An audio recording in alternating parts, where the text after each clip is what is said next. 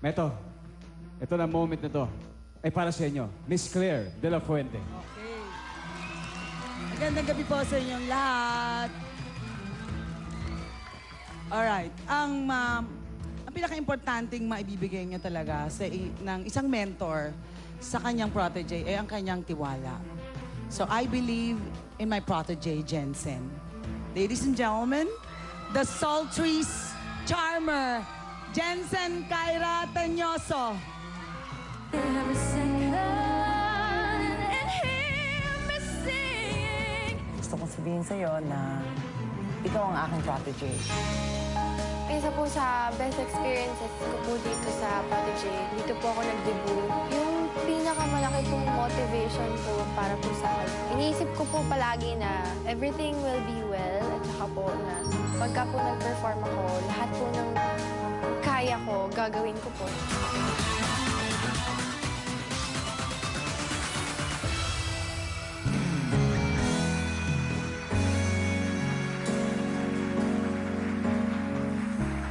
Have you ever reached the rainbow's end? And did you find your pot of gold? Ever catch a shooting star? And tell me how high did you soar? Ever felt like you were dreaming just to find that you're awake? And the magic that surrounds you can lift you up and guide you on your way.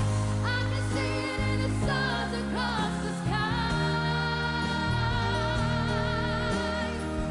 Dreamt 100,000 dreams before, now I'm finally realized.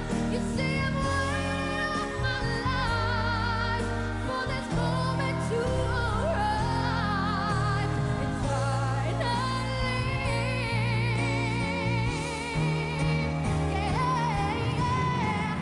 I believe in the impossible. If I reach deeper than my heart, overcome any obstacle, won't let this dream just fall apart. You see, I'm trying to be the very best, shine my light for all to see. 'Cause anything is possible when you believe.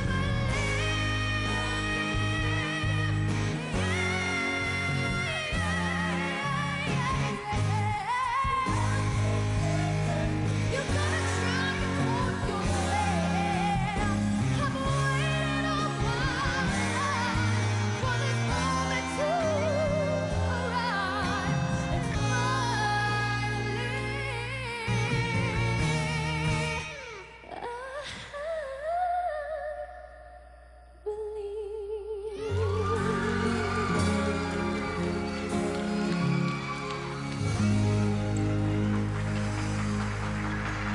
Thank you, Jensen.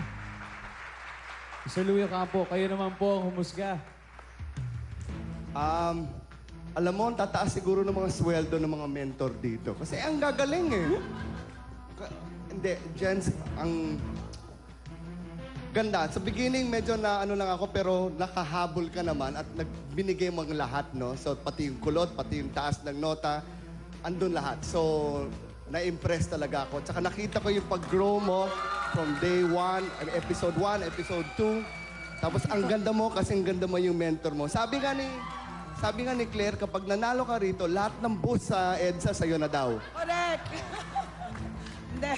Thank you very much. Kasi magrereklamo lang ako dahil sabi ko sa kanya, bakit ka nakaupo dun sa upuan? Mahihirapan ka doon. Parang... Kailangan naman Pero tumayo naman, sa upuan. Ay, hindi, doon sa ano pala, sa hagdanan. Oo, ayun. Oh, mahihirapan talaga, di ba? Oh, Pero hindi kami nahirapan nung nakaupo sa doon. Ang ganda nga eh. Ang ganda. Thank you po. Thank you po. Okay. Nagreklamo na naman ako. Thank you, Jensen. Di ba kanina si Nomer may crush? Tatanungin naman natin, Mr. Louie, kung may pumaporma daw. Sa quarters, sa loob ng quarters, kung may pumaporma sa kanya, baka yun din na nagiging inspirasyon niya. Oh, meron nga ba? Meron ako eh. Oh, alam ko, Miss Claire yan. Nako, Diyos ko, binabawalan ko nga yung Ashcal na kamag-anak ni Ray Valera. Mabuti na lang dyan ang iyong mentor. Sabi niya sa akin, Ashcal daw. Ayaw mo ba sa Ashcal? Sabi yung Ashcal, gusto ko yung Ashcal na tunay. Pero yung Ashcal, alam mo ba, anak, kung anong ibig sabihin ng Ashcal? Opo. Asong kalye. Yun yung mga kamag-anak ni Ray doon, no?